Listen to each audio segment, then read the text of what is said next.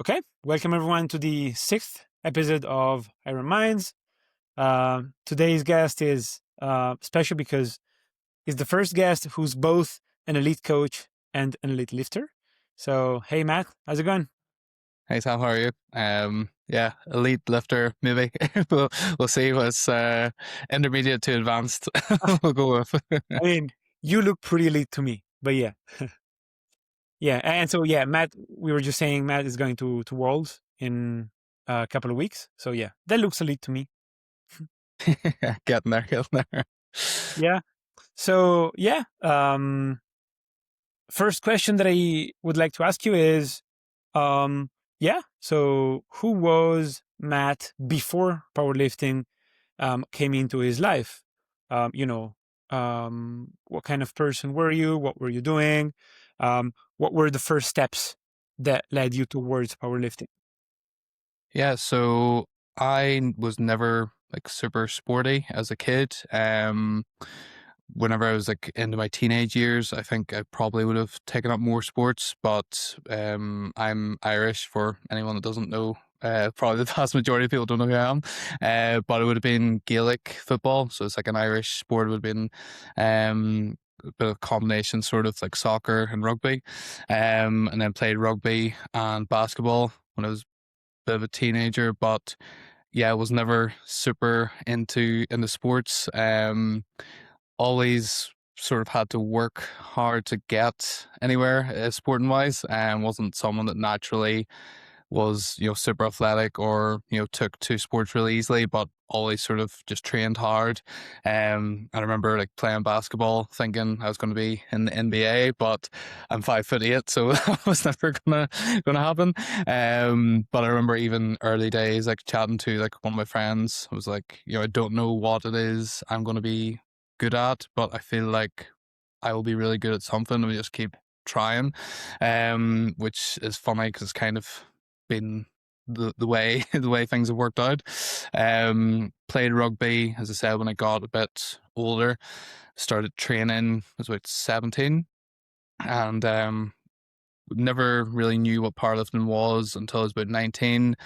And it was like a local gym with all these really strong guys that I was sort of intimidated to go near, because I think I was like 80 kilos maybe back then. And I actually had my son when I was quite young. So I had my son just before I turned 20, and the local 24-hour gym was that powerlifting gym. So I kind of forced my hand, and that's where my intro to powerlifting came. And at the time, I worked in a bar. A lot of my shifts were at the weekend, and I've always been quite competitive. Even in things I maybe have no right being trying to be competitive in. And that's kind of where powerlifting came. It was just like an outlet for competition, because all of the rugby matches were on a Saturday when I was working. From there, that was actually 12 years ago on the 31st of May. So just past 12 years, my first competition. So I've been competing for 12 years, coaching for 8, and sort of came organically. Like I started in-person coaching, sort of similar to like a lot of people, where, made a lot of mistakes. When I started training, wanted to help people, part of the journey, but never really set out to be a powerlifting coach. Excuse me. It wasn't really like a thing that was deemed possible to be a career back then, at least in Ireland. And was actually a girl I used to work with. Her boyfriend came along with me to train, and then he asked to help him with a competition. Met a guy there. He asked me, would I coach him? And it just came from there. And I've been in the sport for 12 years now, 8 years coaching. And there's been some times where, the love for it as a lifter maybe goes a bit, but always stayed as a coach. And, I think I'll always be involved in powerlifting to some capacity. Even if I stop lifting itself, that's like a sort of short intro, I guess, for me. Interesting. And when it comes to your coaching style, is there a coach in any sport, even like it could be, basketball or anything, whose thinking has shaped yours? more than anyone else, for example, in powerlifting as. And like, similar question, have you ever had an athlete who taught you more than you believed was possible? Yeah, so I think with coaching, I think like there's loads of really, really well-renowned coaches, like world famous coaches in other sports. But if I was to relate it to some like a coach I've like had a personal interaction with, personal experience, it was my old jiu-jitsu and MMA coach, Ryan Roddy. And, you know, he was I related a lot to him because he was a athlete himself. He competed in Bellator and was a fighter there for years. I was also a really really good coach. But I just like really admired that his sort of dedication to his craft. Like he had dedicated the majority of his life to just getting that small percent better each time he was in the gym and like passing that on to his students. And just that sort of always a student mindset. I think it's very easy to like maybe see a reel on Instagram or watch a sports documentary and see it and get like that sort of motivation. But whenever it's like actually in front of you and you as a coach can see it, it's like really like it really hits home. And like one of his mantras was like about never like if he's getting into a fight, he doesn't want it to be a fair fight. And the meaning of that is, like in his preparation, trying to get that advantage and upper hand on his competitor. And that's passed down to his students as well. So I really took those two things, like whenever you're coaching and training and like competitions and have those busy periods, I feel like a lot of lifters and coaches as well, that maybe don't look after certain boundaries can get burnt out. But seeing that was really revitalizing. So I think of like, making the boundaries, but also still having that, as I said, just dedication to the craft of it. That was something that really hit with me. And I have one of my lifters, they're just really talented. And it just show like, I always knew that, hard work beats talent, but nothing beats talent that works hard. And as I said, I'm an athlete as well, and I always was trying to work hard. But seeing one of my lifters who's just like they're in the A flight of worlds, I'm like, okay, this really is true. You can get away with so little if you have these elite genetics. That was sort of like the biggest takeaway that you really can't outwork the top 1%. Interesting. And I guess that answers the next question that I wanted to ask you, which is, like, if I give you genetics, technique, programming, and then on the other side, more, social science stuff like the psychological traits of the athlete, the lifestyle, the coach to athlete relationship, out of these 6 variables, right? So I believe you were mentioning genetics as, probably one of the most important variables. But like, what would you say out of these 6 variables? Which percentage would you assign to each, in such a way that they add up to 100? Yeah, I think it's hard to put a percentage on each one, because there's obviously going to be varying levels. Like someone could have really good genetics, but even people with like the top end genetics, there's going to be outliers again. Like I think Emil Krastev has, would be fair to say, he has great genetics, but then there's Austin Perkins, so there's levels. But I feel like genetics is definitely the top like top determining factor. Like just how easy you can put muscle on, your leverages, your ability to recover. Your like some people are less prone to injuries. And from there I'd say probably the person's lifestyle. Just because of their as I said, I'm a dad and a coach and a lifter, and I find it difficult to get. I have a home gym now, which was a necessity because I just wasn't able to get training otherwise. So I think if you aren't able to get your training in, it doesn't matter how elite your genetics are, or maybe you're able to get your training in, but you work a super taxing job and you aren't able to recover from it.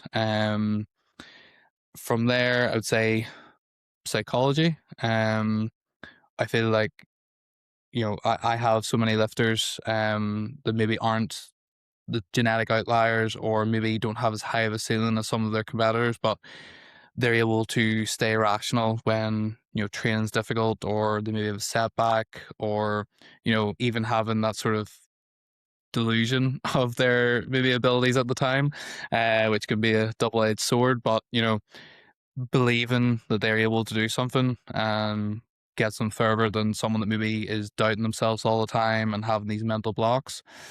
Um, from them, probably programming, because I feel like, those top three points I mentioned are super important. I think even with like a subpar program, or like even like a cookie cutter program, someone with really good genetics and those three factors in line can go super far until they hit a wall.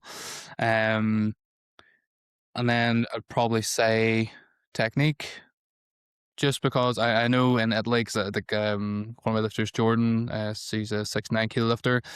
I got to know some of the Italian lifters, Noemi Fonten, Yeah. hopefully pronouncing her surname correctly, and the Italian coaches. I know that, and from listening to your podcast, I know that there's a big focus on technique. But I feel like as long as the lifter's hitting competition standards, you can make small refinements, obviously, as and if needed. But I feel like,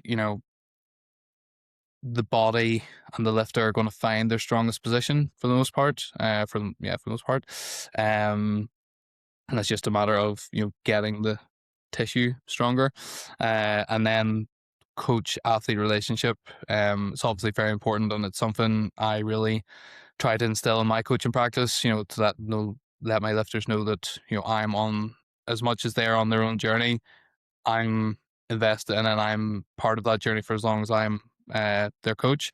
But, you know, someone could have multiple coaches and be a world champion. So it's the bottom of the list, but yeah, still something important. I actually need to obviously care about your lifter.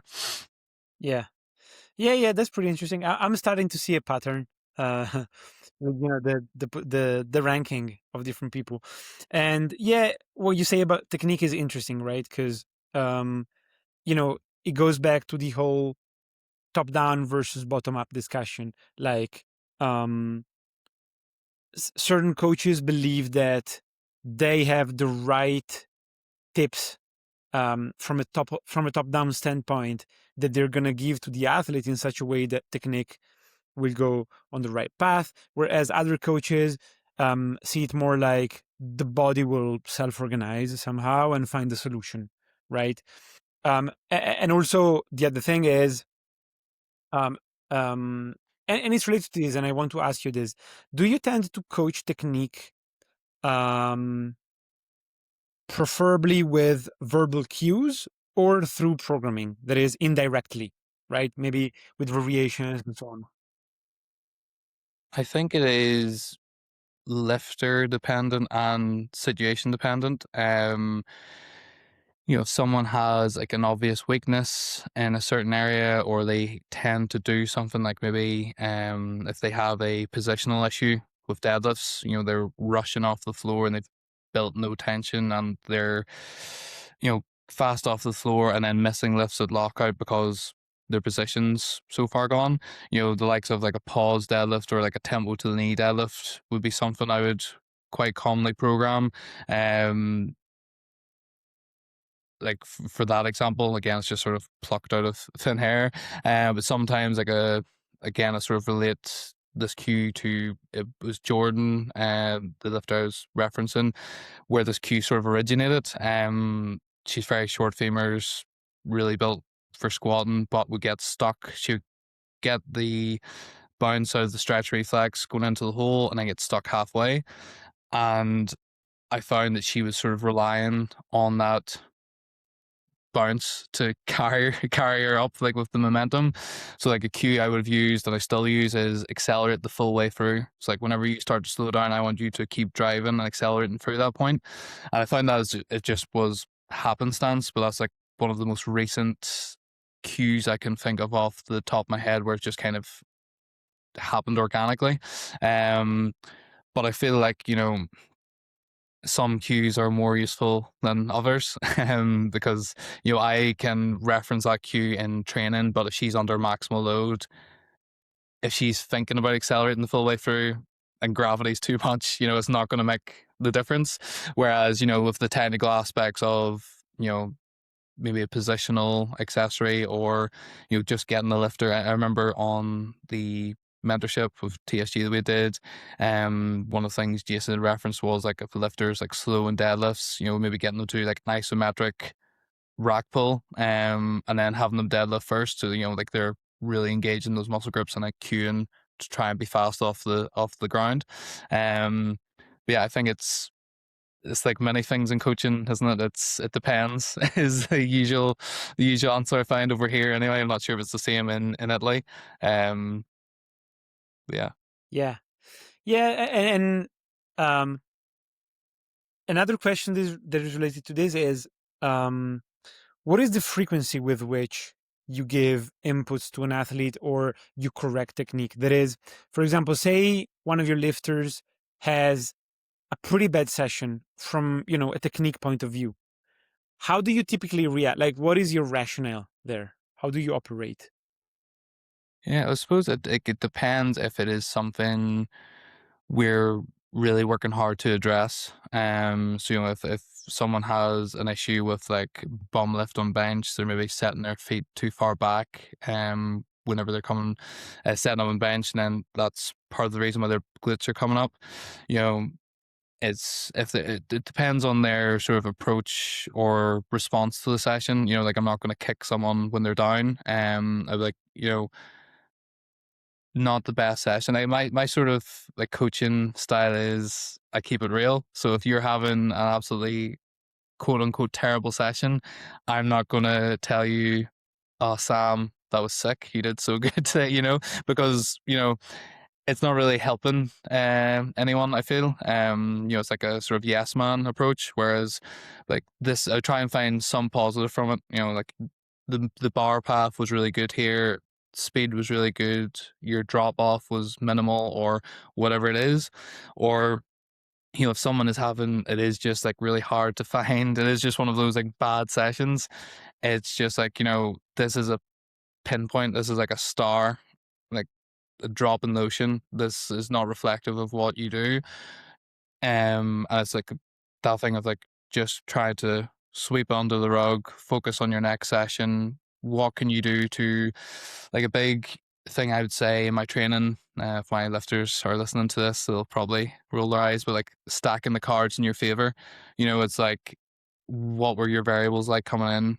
Okay, they weren't great, or maybe they were good, but for the next session, make sure we're eating our calories, make sure we're getting the right macros in, we're sleeping as best we can, we're trying to manage stress as best we can, so that you could take all of those off and still have a terrible session, but you're more likely to have a good session or a better session by controlling those variables. And in terms of like what the technical thing is, it's just a case of if I'm making a technical change for a lifter, it's usually like part of their block overview. I'll touch on it, so it's like something to work on. I usually don't like giving someone 4 or 5 things to work on in one lift, because it's going to be paralysis by analysis. I find in most cases where they'll maybe get one thing right and 4 wrong, and then they're focusing on the 4 wrong instead of the one thing they did good. So it's just taking it from there and like layering it on top until we're getting closer to the desired result. And, we have an hypothesis when we're creating a block, whenever we're drafting up our sessions for each lifter for whatever the goal might be of the microcycle or mesocycle. And if it's not working, why isn't it working? What can we do to change to make it work? And verbal cues might work for a certain lifter, or like, being reinforced with someone, but it might not work at all for someone else, so it's just getting to know your lifter and building off of that, and like not trying to like, my sort of coaching philosophy isn't necessarily black and white. Like I kind of use different tools in my toolbox for the lifter and for the situation. So if it's not working, it's not that's well, if the lifter's doing their job, like if they're not sleeping, not eating, you kind of can't control you can't control that. But if they're doing everything they can on their end and they're still not getting the desired result, it's our job as coaches to help guide them towards what we're after. Yeah, that's interesting. And like, imagine that, like, in light of everything we just discussed, imagine that, and this might have happened to you, maybe even multiple times.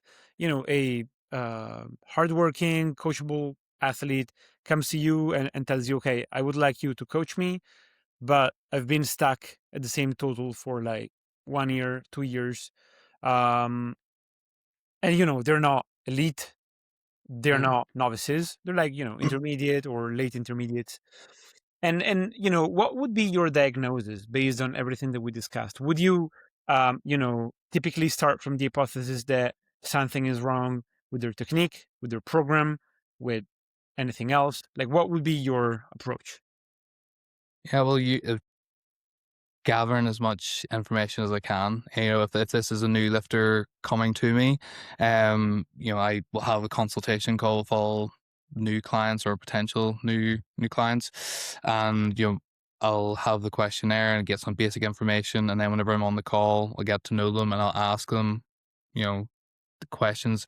Whenever someone's having like a long, standing, plateau with their total, I'll check like what metrics they have. Do they have information on what their training has looked like? Have they an injury history with a million injuries, or are they healthy? Is it what is their demeanor? Are they sort of deflated? Is it like a mental block as well, which is something I find very real with lifters. Like I find people maybe not as long as like a year, 18-month long like total PB block where, they've sort of gotten in their head and they'll beat their best total by 2.5 kilos. And then the next time they'll have like a 20, 30 kilo jump where it's, that was like the roadblock. But I look at to see, if I had the resources to see what their programming was, what was their frequency, what was their volume, what was working, and sort of like ask them as well, like what do they think is the issue? Because again, like sometimes it can just be a mental thing where they think they're not getting enough tonnage, they're maybe not getting enough intensity, or they're not confident under the bar. And like I suppose one of the benefits I find as like for my lifters that I am also an athlete as well, or try to be. So like I can relate. Like I actually had a period where there was 2 years before I'd hit a total PR, and a lot of it was a mental block. I wasn't confident. It would have led into my sessions being, I could have had like objectively a really good session, but to me it was terrible. It wasn't, or maybe not terrible, but it was nowhere near as good. But whenever it's the lifters, like, what is their injury history? Like, are they healthy? Okay, they're healthy, good. Are they in a good place mentally? Yeah, fairly okay, good. Usually, if they're having that long of a plateau, they're they're maybe not unconfident, but they're not super super excited about it. And then seeing what their training history was, and then from there, what I would do is like, is there any low hanging fruit? Is there a case of like, when do they want to compete next? Is there a chance that they could even hit, if they can't hit a total PB, can they hit an individual lift PB? So it's like there's a small win and then just stacking it from there. It might be a case of they've had like a block with their squats, which is like a big contributor to their total. This is something that I went through. I was like, right, well, can we PB your deadlift and can we PB your bench, so that, once we start, even if you don't PB your squat, you're chipping towards that PB total, and then just build the momentum from there. Because I think that's one of the things people underestimate is like how much momentum can play a factor. Like just a bit of positive momentum, and you might not hit the total PR you're after straight away, but this is something we're going for. One of my lifters, Sam, who's actually one of my first training partners, I coach him now, and he hadn't hit a PB total in, I think it was like 13 months, and you were trending really well across all three. And about 2 months out, I think it's like 6 weeks out, his previous pec sort of injury, niggle, came up and it interfered with that. But PB to squat, PB to his deadlift were like -5 on his his total, I believe. And then the next time out, we were able to beat it by, I think it's like 15, 20 kilos. But, having that confidence and momentum built from, okay, we didn't PB our bench because we had interference, but we PB'd our squat, we PB'd our deadlift. The next time out, we're going to have a massive total PB.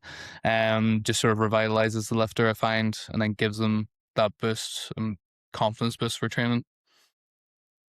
Interesting. So this makes me think about two questions. The first one is, empirically speaking, based on what you've observed, what is the most common cause why lifters usually get stuck at the same total for a while? Like, not what your approach is like, but just empirically based on what you've seen, what is the maybe top two causes, something like that. Yeah, I think like definitely I've already sort of touched on, but definitely, like the psychological Mm-hmm. effect of like maybe I think it's a big thing in Ireland. We have we call it like a junior to open crisis, where junior lifters, where they have like less responsibilities than maybe an open lifter has. They're younger, they put muscle on easier, they get stronger easier, and they're more competitive because they're in the juniors, and then they'll get into the open and they're a small fish in the big big sea. And they maybe are used to PBing their total by 30, 40, 50 kilos every time out, and then it starts to slow down, and they think they are bulletproof, invincible, and whenever the total doesn't go up, they start having self-doubt, they start analysis by paralysis, like over-analyzing things and becoming a bit neurotic with their training. And it's that I find with a lot of lifters, they'll have a competition where it doesn't go great objectively or subjectively, and that will either make or break them. A lot of lifters will be like, okay, next time I come out, I'm going to be so much better than what I've done. The numbers I've put up here, I will make them an opener or second attempt, and it'll be really motivating for them to progress. And other lifters, it's that thing of, I can't do this, and it's like I'm trying really hard and I'm not hitting these PBs I used to hit, and it just really drains them, and they're not training as hard, they're not looking after their nutrition, sleep, recovery as much, or it could just be literally a confidence thing. I'm not really big into quotes, but like one of the ones I am is like Henry Ford. If you think you can do something or you think you can't, you're probably right, and besides like the sort of mindset and psychology of it, sometimes I think it's just what they are willing to do training wise. Like as training gets harder, if I'm like sort of relating this to someone that maybe doesn't know a lot about training, it's like if you make a car go faster, the faster you make it, the more you have to ask of the car. And up until a certain point, people still train and work hard, but if they're maybe starting to max out their weight category, it's harder to make those gains while staying in the same category, and for whatever reason don't want to move up.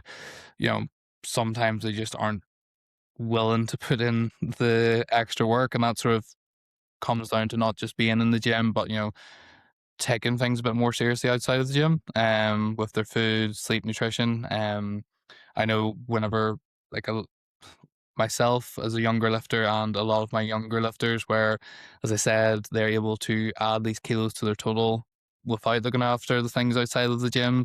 Whenever they have to, take it a bit more seriously, it's not as attractive, as just going into the gym with your friends, hitting some heavy lifts and leaving and hitting a 20 kilo PB.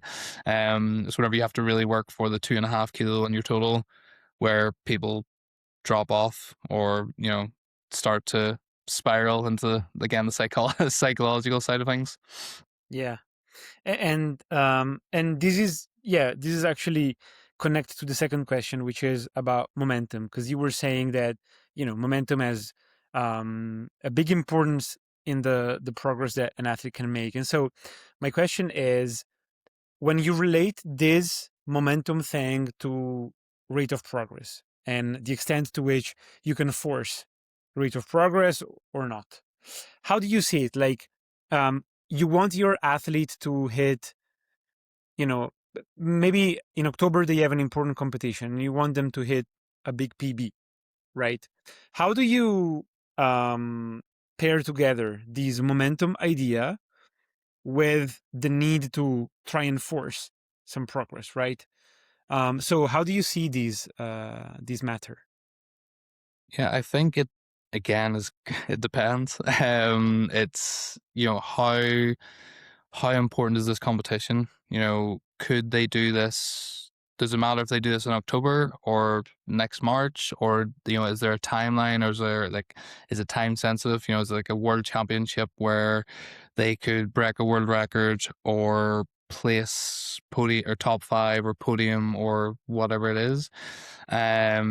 Or is it something that, the lifter really wants it by October, but there's nothing to say that, they couldn't do it in March or May the following year. And they maybe aren't real. The juice isn't maybe worth the squeeze, I think with any sport in particular, but, anything, I suppose, like if you related to someone that's really, addicted to their work. You could say the same thing, but to a lesser degree. But the more you ask of something, like, it's only a matter of time before something is sacrificed. So if you're working at your desk all day, your mental health might not be great. Your physical health might not be great because you're not moving about. But whenever you are playing a sport, I think it's unreasonable or unrealistic to think if you're pushing your body, um, towards its max for a prolonged period of time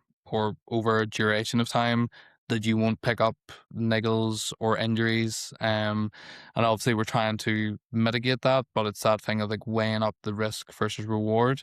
As I mentioned, my lifter Jordan, who's competing in open worlds as well, we had a big push for Euros. She placed second. We were pushing hard for Euros, and obviously the gap between Euros and Worlds is very short.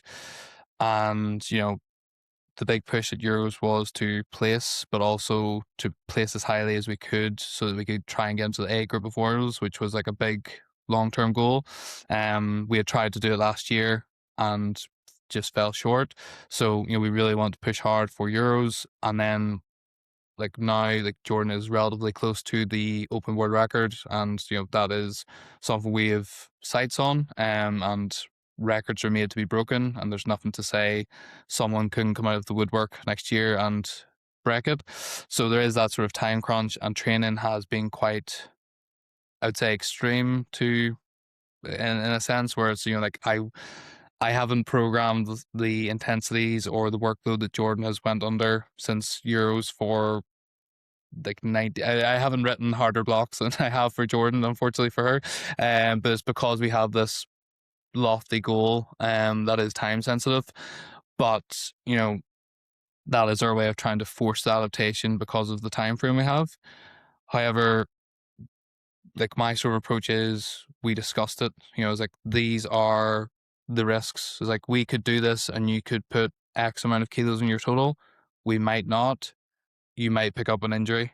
Are you okay with these? And it's like, for me, I'm obviously looking at her previous blocks, her like tolerances to, the doses that she's been under, and, making sure she is, ticking her boxes. I'm in touch with her nutrition coach, making sure that, she has an idea of what Jordan is doing so that she is adequately fueled.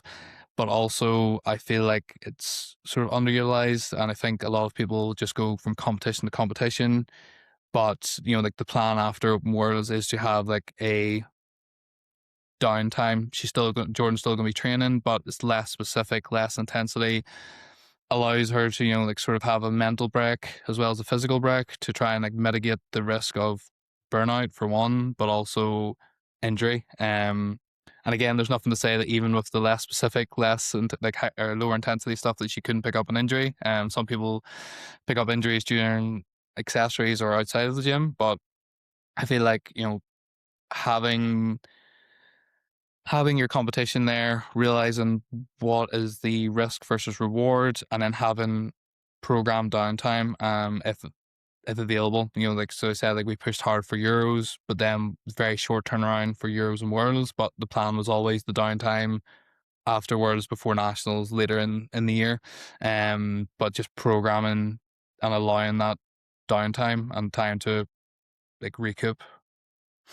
Mm-hmm.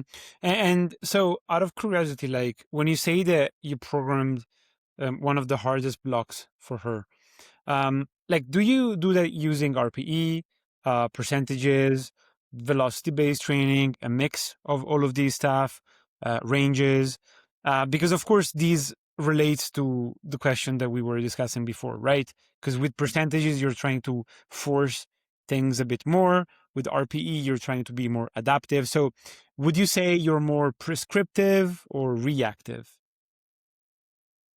I feel like my training, like coaching philosophy for prescribing work has changed. I definitely did take a lot of influence from the TSG mentorship, where like before I would have used percentage based stuff previously, but I would have been more heavily prescripted on RPE. But basically what I sort of do is, or like my approach is, again, like they're all tools in my toolbox. I'll use different prescription tools for different athletes at different times. The only thing I don't use for prescribing load is velocity. I do, if someone has access to a velocity tracker, I'll use it as a measuring tool, but I won't use it for prescribing load. But as I said, after the TSG mentorship, I did lean more towards percentage based work because it's more measurable. I find it allows you to give a certain range, like give a desired intensity. Sorry, without the risk or mitigating the risk of your lifter overshooting or maybe sandbagging. But I will still use ranges as well at times. So like for a primary day for a lifter, usually the first week or two will just be the set percentage and that's the load. I obviously have communication with my lifters where it's like, if you feel really rubbish, like you haven't slept well, your nutrition's not great, your stress is high, and you just don't feel like on that given day, to dial it back a bit and just listen to your body. But I might have a range where it's like, this is the desired intensity I want you to hit, and this is like maybe the bottom end, just so we're getting enough stimulus there. So like especially in like a competition block where you might not want someone to it's more rare, but you might not want one lifter to undershoot too much and then not get the desired stimulus because they're afraid of getting fatigued on a competition block. But yeah, like I will just use whatever I feel is best in the situation. I talked about my lifter Sam. He isn't really built for deadlifts. His deadlift sort of underperforms in training compared to squat and bench, even if things are trending well. But we know that now, and like I've worked with Sam for it'll be just over 2 years now, and his deadlift has sort of been like the last one to crack the code. And I would have tried giving him lower end percentage ranges, and he still would have struggled. So what we do is we're like, right, we're going to try giving you RP, and I'll give you a percentage back off. So if you're doing 230 for a triple or a double. I want you to do that with an RP7, whatever the RP7 is. You're going to do 4x2 or 3x2 or whatever at less or 90% of whatever your top set was or whatever it might be. And I found that really worked for Sam. Whereas, I was sort of at a stage I felt like I was trying to fit a square post into a round hole where it just wasn't clicking. It was for squat and bench, but not for deadlift. And I think that's, important as well, where it's like if the approach you're having isn't working and you've tried a couple of different things, not to be afraid of, having a slightly different approach for one lift to, especially like a deadlift where it seems to be a bit more tricky for a lot of lifters unless they have like Anahoros maybe deadlift leverages where it'd be a bit easier to program. But yeah, I think it would be fair to say that I'm more heavily leaning towards percentage based stuff. But again, I'm not married to any one prescription or philosophy for that matter with coaching. I think it's, meet the lifter where they're at, if they've had previous training experience, and then slowly, trying to find out what works for them for each lift and, sort of tailoring it more towards my coaching style that's maybe different from what they've done before, instead of just trying to force them into this new way of training. And what would you say is the relationship between RPE, reps in reserve, and velocity? Like on a given set, you can analyze RPE, reps in reserve, velocity of the lift, provided that the lifter has a tool to measure that. Like, what is the relationship between those three factors? And this also relates to my second question then. If you if you can track one variable that tells you that programming is going well, right? Or it's not going well. What would it be? Like, would it be a constantly increasing velocity on the lifts, or a constantly increasing expected 1 rep max based off of the RPE that is perceived by the athlete, and so on? Yeah, I think like RPE and reps in reserve are, fairly transferable. Like if you think of like, it's obviously not applicable to every lifter, but like an RPE, it might be, 2 reps in reserve, for the most part, like give or take. And like with velocity, yeah, so this is why I think velocity is a useful tool. And I have again used it personally as a lifter and also for my like as a coach for my lifters. But I feel like, it is more like I find it more beneficial for or being used as a measuring tool, and not for prescribing things or seeing how like kind of seeing how training's going. But, I will look at someone's like previous block and I might look at like if they're doing a competition block, for example, and they're on week 1 and it's 92% for a single or something like that.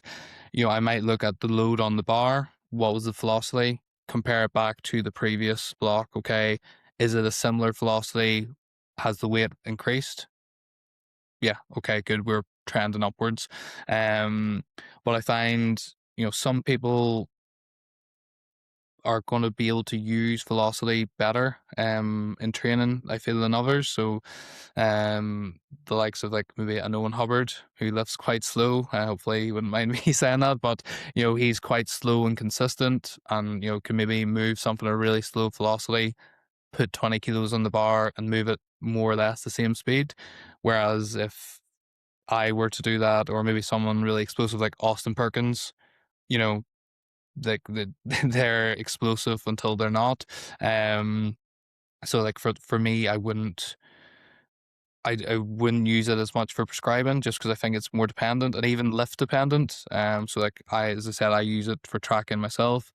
My velocity on deadlifts is significantly slower than my squats, so I can move a squat at maybe 270 faster than I can move a deadlift at 225, and they're not a massive gap between. But in terms of like if I was to use one tool to see if someone is making progress, if I could see, if I was sort of cheat this one, I was listening to Jason's episode, I kind of had the same thought as me. But if I could see them lift, so I could see what was on the bar, the relative intensity, I think it probably would be volume.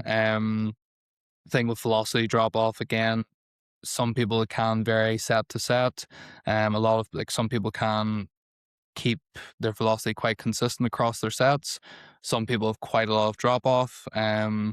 In my experience with coaching, it can be a work capacity thing, or it can just be like even people that are like have a relatively good work capacity, are quite fit, they just aren't able to maintain that for multiple sets.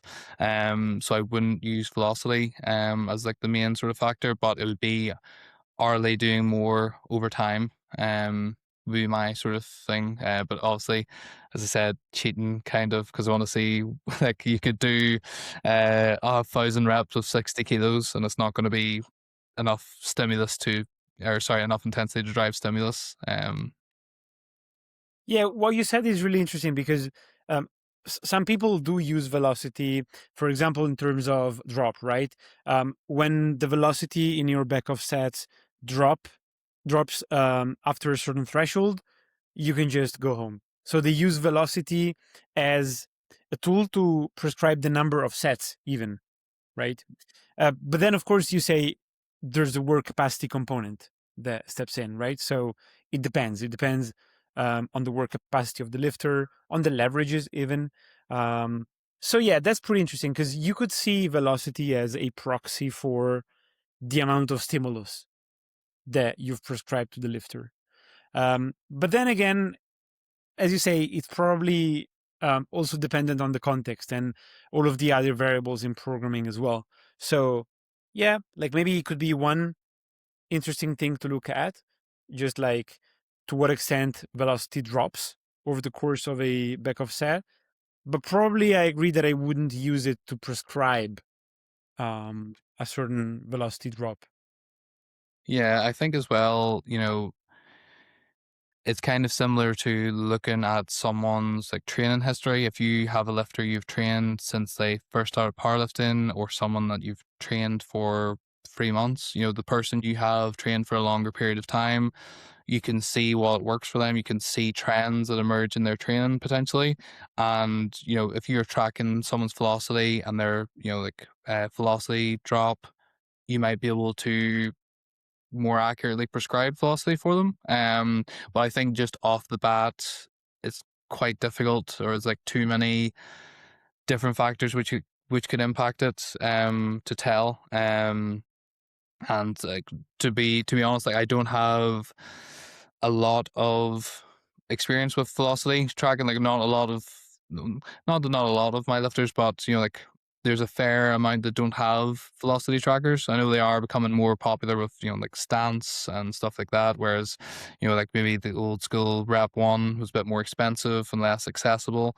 But yeah, I think it's something you could definitely monitor and potentially use or experiment with, in maybe a time where it's not as high a priority to be moving the needle, and you can kind of expect, like, you maybe have like different sort of objectives for the block, and it's not just as important if everything's ramping up, and you can kind of just data collect from there. And so we already touched upon this when it comes to technique and in part also when it comes to programming as well. But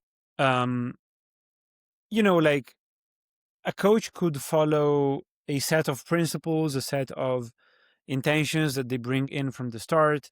And so they could write training based off of theories, based off of periodization principles, sort of like guiding stars, right? Whereas other coaches might lean a bit more towards, letting information emerge from what the lifter is showing you. And of course, again, it's a false dilemma, right? Because no one is truly one or the other thing. But what is your personal take on this? Like, would you say that you've seen top-down principles be almost like if not universally, pretty broadly applicable? Or would you say that in your experience, being reactive to what the athlete is doing and creating this sort of like super custom program on them is the key? Yeah, I think you kind of like hit the nail on the head. It is a false dilemma. I think it's very funny when, some people get into like heated debates about it, with either side of the party, where it's like, I don't think anyone is truly one or the other. I think you have to meet the lifter where they are. Um, I would say, generally, if I was to think, if I had to fall into one camp, I would be more of a top-down approach. I think, having that sort of periodization, like having like a a date, a competition, an objective, a dream goal as like the goalpost, until you get there and then you move it, like everything, especially in powerlifting, allows you to appropriately plan. But you can't, if someone gets injured or if they're stressed, like some life stressor comes up or they get sick, you can't just say, Sam, you've lost 10 kilos and haven't trained in 3 weeks, but I'm not changing the program. You have to adjust to what is there. But it's that thing of, again, very much meeting the lifter where they are at that point in time, whether they are a brand new lifter to you or their life circumstances changed or whatever it might be. I think, having the format of like working back of the top down approach is a useful thing for me. Just so like I have like, this is like the sort of structure I want to follow, and I will make adjustments as we come along. Even if someone, like, if I was to say a time where it's like a more bottoms up approach, or taking it from there, is like maybe if a lifter comes to me with an injury, or maybe they haven't trained in a long time, like I think after COVID, I had a lot of lifters come back that hadn't trained in 2 years, and they don't have they have no idea where their sort of tolerances are. And it's, instead of writing out a block, I might have the idea of how the block will look, but it might be very much chopping and changing where needed because they can't tolerate it, or maybe they tolerate it really well and have to go from there. But I think it's finding a happy medium. I think, if you have no real structure, it's hard to, for me, it's hard to like rationalize, like, well, if you hit a plateau, what are you going to do to change it? How are you going to like turn the knobs to try and stimulate progress again? Because I know you'd said in our previous conversations, like a lot of Italian coaches, maybe not a lot of Italian coaches, but some Italian coaches will train with their athlete in person, or train their athlete in person, and based off like how the athlete feels and what the coach thinks, they'll sort of devise the sessions that go along. And obviously, there has to be some sort of plan there as well, because they have a competition coming up, so you have to work back. So even that's not completely bottoms up, but I feel like you still have to have, or I think it's important to have some structure, so that if you run into a roadblock, you're able to make the adjustments to keep that lifter progressing. Yeah, I think that, to challenge you a little bit, a good example would be what Mike T said about Brett Gibbs, right? Yeah. His deadlift training was more specific, when they were farther away from comp. And then as they got closer to competition, it would get more volume and less intensity. And I know some coaches that would say, this is not possible. Like, there's something wrong in here. And I'm going to try to follow a different route. I'm not going to let this feedback that is emerging from the bottom up dictate training. Whereas other people would say, okay, this is a feedback that comes from the athlete. I'm going to follow the trail, right, of what the athlete is giving as a feedback. So what would be your reaction in this sense? Because it tells a lot about the extent to which one follows some principles, follows certain ideas, interpretations, knowledge of the coach, Whereas, someone else might say, this is what is emerging as a feedback. That's it. And a similar example could be made about work capacity. I know some people that would say, okay, this person is not tolerating a lot of work. It must be the case that they should do less work. Whereas other people might say, wait, it's actually because they don't have good work capacity. So you shouldn't follow this feedback from the athlete. You should work you should build the work capacity up again, and then you'll see that the feedback from the athlete will be different, right? So which of these two approaches would you be closer to? Well, I think it's that saying if if you do something crazy and it doesn't work, you're an idiot. Or if you do something crazy and it works, you're a genius.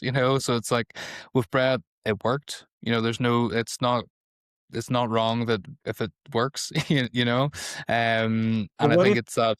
what if Sorry. it would have worked better with another approach, right? That's That's what I'm what I asking. was going to say. What was we don't know the circumstances. Mike T probably does, but what were other variables that could have been a contributing factor? If they tried it 4 times, did it work the same every time?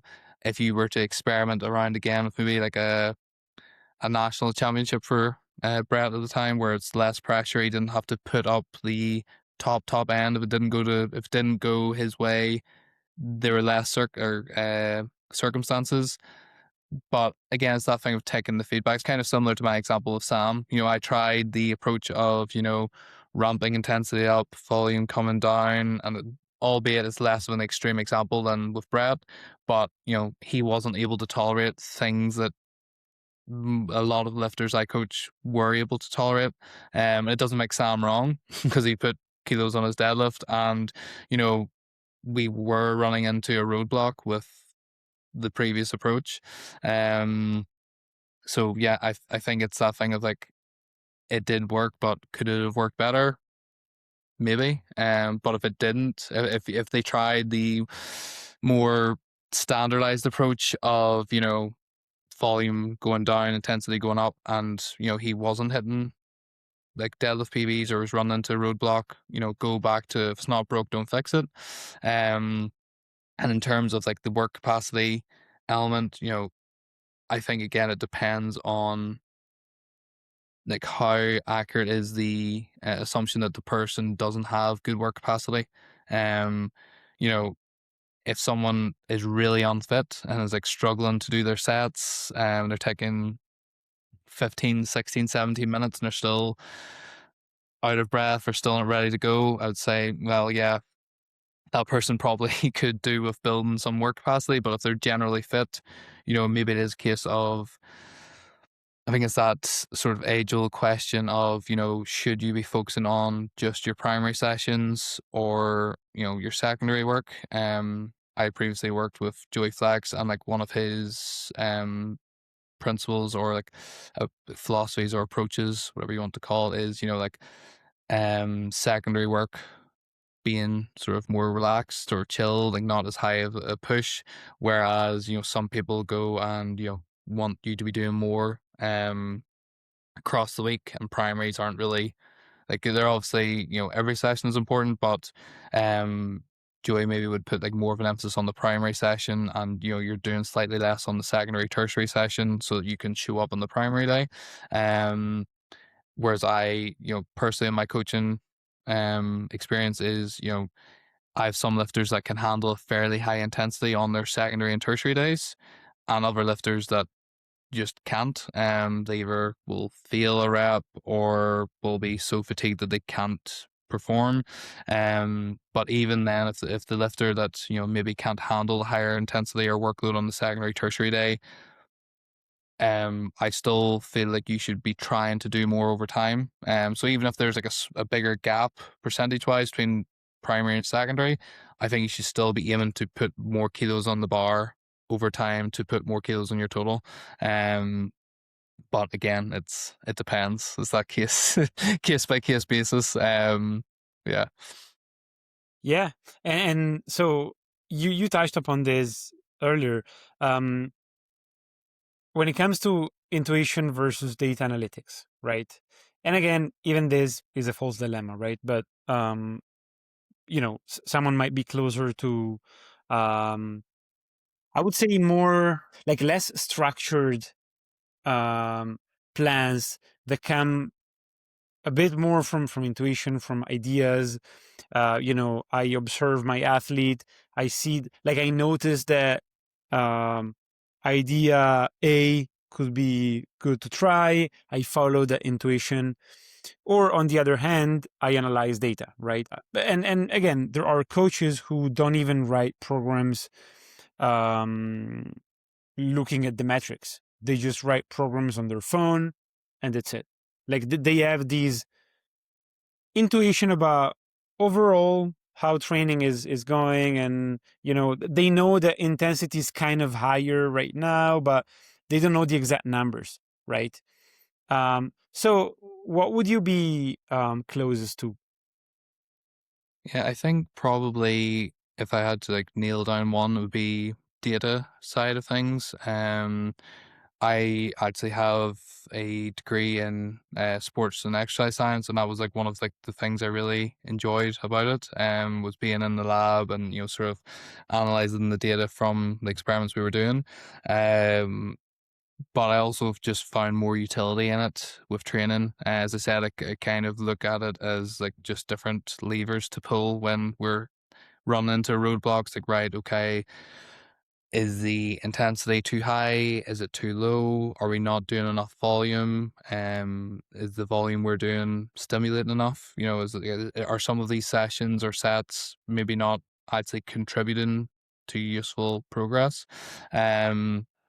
But it is also that thing of like kind of the example of Brett where, you know, I'm sure they had this idea of, we'll try and because it's sort of outside of like the more normalized approach, like, we could try this and see if it works. And if it works, then okay, your hunch was right, but yeah, I would just say just from like the standpoint of, I feel like you can have intuition of ideas of what might work, and they might. However, I fall back on, if you run into that lifter that hasn't had a total PB in 18 months, what is it? What can you look at that you could change to try and drive progress?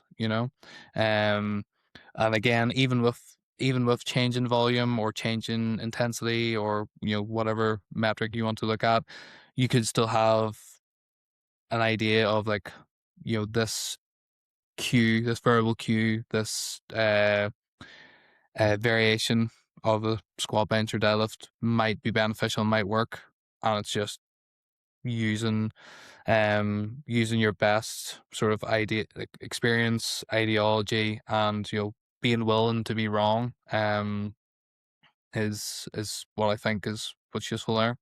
Mm-hmm. Yeah, because I feel like, it's the same thing in science, right? In science, you have people who tend to operate more in terms of, I read the literature, I sort of like build new hypothesis based off of what I read, um, based off of the data of what I learn, and so on. And on the other hand, certain people tend to rely a bit more on ideas that come up. It's like I connect the dots and I come up with these idea that is, sort of like lateral thinking, right? And again, it's not that these people disregard the data, of course, or that the former don't have ideas, right? But I feel like it's interesting because, yeah, in my experience, there's yeah, like I see people who track everything, and I see people who make fun of them, right? um Yeah. so yeah, that is an interesting debate, because you see that at the Sheffield level too, right? Like I know Sheffield coaches who are in one or the other camp, and it's pretty interesting. Yeah. Yeah, I think you need a bit of both, even if it's not in one person. I think overall, if in science, if you didn't have someone that had an idea and was willing to try and experiment on it, there'd be so much that we haven't discovered or wouldn't have been able to, you know, say does work or doesn't work. If you're just data driven, you're like, well, this is historically how things have went, so this is how it is. But I think just having both camps is useful. And I think like having a bit of both is useful as well. Because again, like you could have all the data metrics pointing towards one thing, and like I could be coaching you and everything is trending upwards, and for whatever reason, for all the reasons, no reasons, whatever, you might not perform. And it might be something out of the blue, it could be a lifestyle factor, it could just be that the data was wrong. you know and you have coaches that are more in tune with their athletes and are maybe able to, like, they maybe don't have the metrics there, but they're like, Sam looks on, he is moving this bar faster or better than he has in his most recent training block. He looks confident, he looks switched on, and yeah, like both can be right. But yeah, I get it when you say that one camp will make fun of the other whenever we're all trying to do the same thing. Yeah, no, of course. And so since you're always pretty moderate, right? Do you have any hot takes? I don't. Off the bat, I can't think of one. Let me see. I think people. It's kind of like a controversial one for people that know me, but like people take powerlifting too seriously sometimes, and it's a detriment of their performance, which is quite ironic because I am the guy in the gym that will put on his earphones and I'll work in with everyone to make sure we're loading plates and stuff. But especially when I'm squatting, I'll be completely focused on that and have to be very serious. But you look at, someone that like Russell Orhe or Austin Perkins or, Meg Scanlon, these elite lifters that are having fun with their training. I think a lot of people could perform a lot better if they, were to have more fun with lifting. And I know that it's maybe not a hot tech now, it's maybe just hot tech because it's me, me saying it.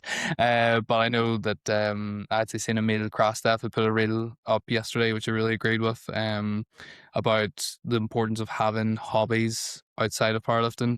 So I think people will see, like I've seen it firsthand, like coaching and competing internationally. You'll see all of these elite level lifters where you think that they must just lock themselves in a cave and just squat, bench, deadlift all the time. But, if you take a deeper look, you'll see that they have hobbies outside of the gym, and that's what allows them to perform whenever they are in the gym. But yeah, it's maybe not the hottest of take I can think of. Maybe come back to you with a DM in like a week or so. I have a bit of time to think about it. Sounds good. Sounds good. And is there anything that you believe strongly, like early in your coaching career, and that you've changed your mind on? Um, I don't think anything I've really changed my mind. Like, there's not been anything where I've really strongly believed that I've completely disregarded. But I think one of the earliest lessons I learned with coaching, is, it kind of ties into the point I just made actually, coincidentally, is that powerlifting means different things to different people. And it doesn't necessarily mean that a person can't be an elite level lifter, or they have and they have to care about it like with everything in them.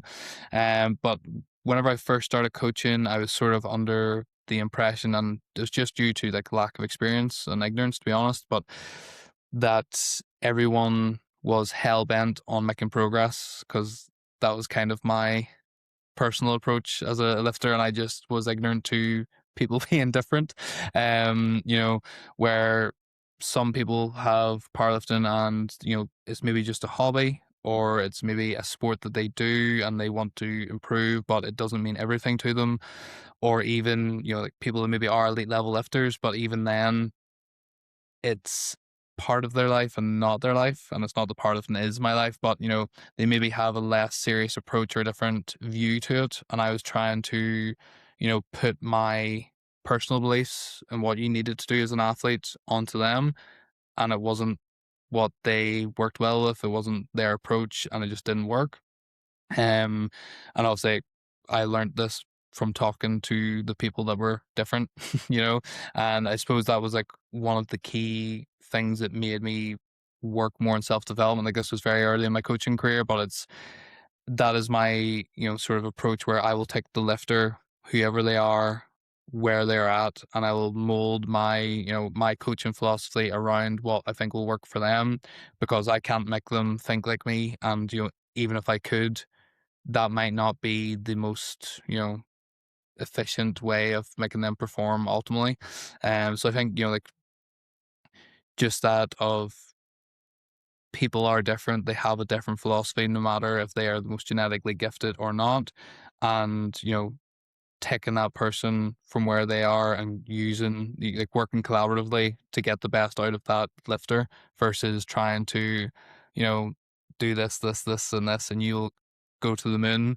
Whereas some people, maybe don't want to count their macros straight away. It might be something that, right, this is a low hanging fruit now. We've kind of slowed down, and then that motivates them to go there, and you're like slowly ticking the boxes to get to where you want to go. But yeah, I think that was a really important lesson for me early on, because, I don't think I would be the coach I am now if I didn't get that lesson early on. Again, just lack of experience at the time. Yeah, pretty cool. And so one question about the future now. What does elite powerlifting coaching look like in 10 years? I don't know if this is true or this will be true, but it's something I think would be cool. I think there definitely will be some of it in the future. So I think with, like, Sheffield becoming a thing with money, money meets, I think like Advances Houston and stuff like that are having prize money, and powerlifting generally getting more mainstream, is I think we'll see it adopt approaches from, like, different mainstream sports. So I think there will be more in-person coaching for athletes. I know in Italy that's already a thing, to a certain extent anyway. But I remember, I think it was last month or maybe longer. It's been a busy period with coaching, but there was the Barbells and BS podcast. I'm not sure if you're familiar with it, the Scottish guys. And they were saying about powerlifting coaching, like elite coaching is mainly done online, out of, it's more accessible. Like someone in Italy might want to work with someone in New Zealand, or I'm in Ireland and, my coach is in Canada, stuff like that, where it's like more accessible. But if you were to say, money is no object, I want to become the best athlete I can, I feel like you would have your coach with you in person, so that they can, even if they're top down, sort of like mindset or coaching philosophy, be able to be more reactive in training. And, I don't know if you, with your lifters, if you coach them in person, or if there's some you're in online and you see them. I train in a gym where some of my lifters are, but a lot of my, like the majority, I would say, are online, and I don't see them all the time. But if I'm handling them in person, there might be something, no matter, if you get them to record front, side, diagonal plane, that you can't pick up on a camera, or you don't pick up on a camera. And, like the lifters that I maybe do train with, I may be able to see something in real time and make that adjustment, or try and make that adjustment and see if it works. So I think that'll be something. I know that nations like the Netherlands are starting to fund their athletes if they perform well enough. I think it's the top 5 or top 8 in the world, they get government funding, like Betty Abor, I believe, as something like that. So I think whenever there's more funding, more access, that would be something that will be seen in more elite level coaching, maybe the likes of like Olympic weightlifting, where there are training camps with like set nations and they have their coach in person training sessions. But I don't know if that will become a reality, but I think that would be pretty cool. I think it would be beneficial as well. I think if I won the lottery, I think I would still coach. I'd try and make a really sick training facility in Ireland, but it'd be something that I think would be beneficial to lifters as well. Getting that hands-on coaching experience versus online, where it is still obviously useful, or we'd be out of jobs. But it's maybe just not as effective sometimes as in-person coaching could be. Yeah, I agree 100%. For me, like most of the people that I coach, live far away. So basically, we almost never see each other. Whereas with some of them, there's online coaching, and then once a month, for example, Yeah, there's a session together. So, and that session together is generally very useful. yeah, Because yeah. you, Even to stop them from doing something silly that they shouldn't yeah, do. A bit exactly. of babysitting.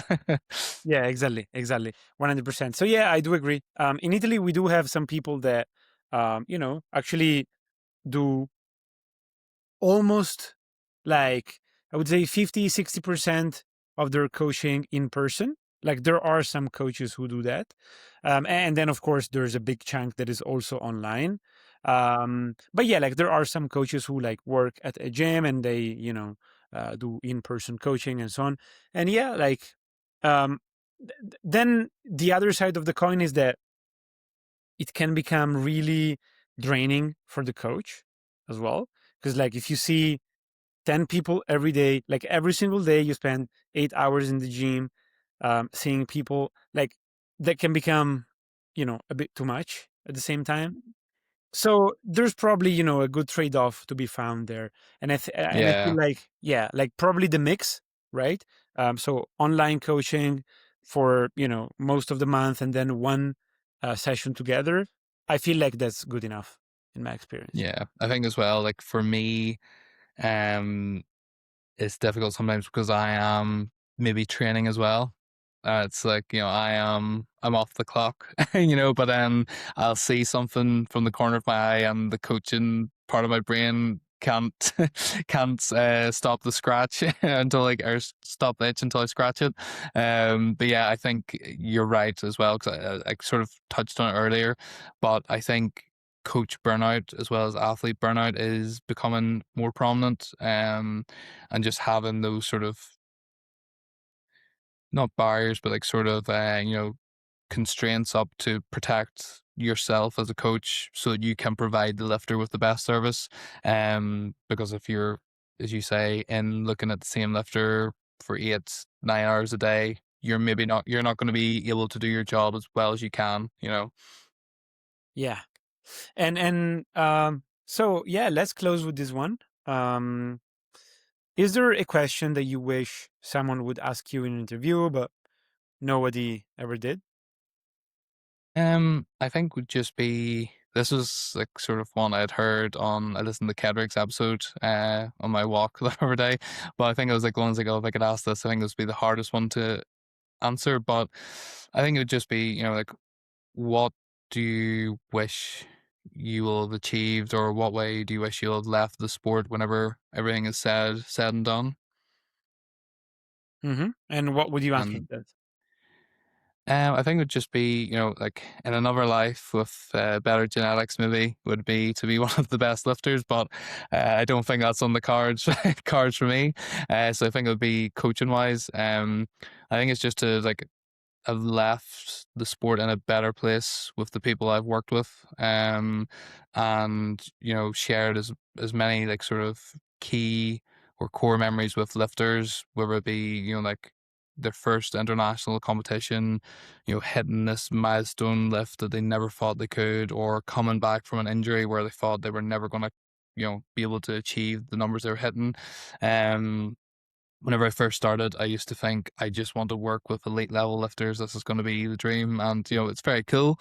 But, some of my favorite coaching journeys are from people that, are average level strength, and, it'll be something that sticks with me and with them for like forever. And also just, to like I'm Irish. I can't remember if I covered this or not, but I like to leave a mark on Irish powerlifting. I currently coach like the top Irish powerlifter. And there's a probably the closest or the best chance of getting like a wild card invite to Sheffield, and to play like a small, like obviously I wish it was me, but like if I could play like a small part in that journey to like something in Irish history with powerlifting, it'd really be special, just to have that, and like as I said, just to kind of have that lasting impression with as many people as I can of we worked so hard together and we achieved this together, because I think that's one of the beautiful things about coaching. It's like, whenever it's not going good, you feel it with them. And whenever they are hitting the highest highs, you're just riding that wave with them as well. And I think that's one of the addictive things about coaching. Like, whenever you see your lifter overcome something or achieve this thing that they never thought they could, it's like you're getting that high with them, you're experiencing with them.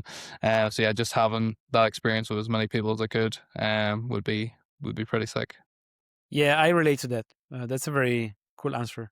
Yeah. Yeah, it's great whenever it's going great, but whenever it's not going great, you're feeling it. Yeah, You're exactly. sitting Yeah. in the dumps with them. But yeah, Yeah. So yeah, thank you, man. I think it was really cool. It was really fun. So yeah, thank you everyone for listening to this episode, and stay tuned for the next one. thanks, Sam. See you there, guys. Bye.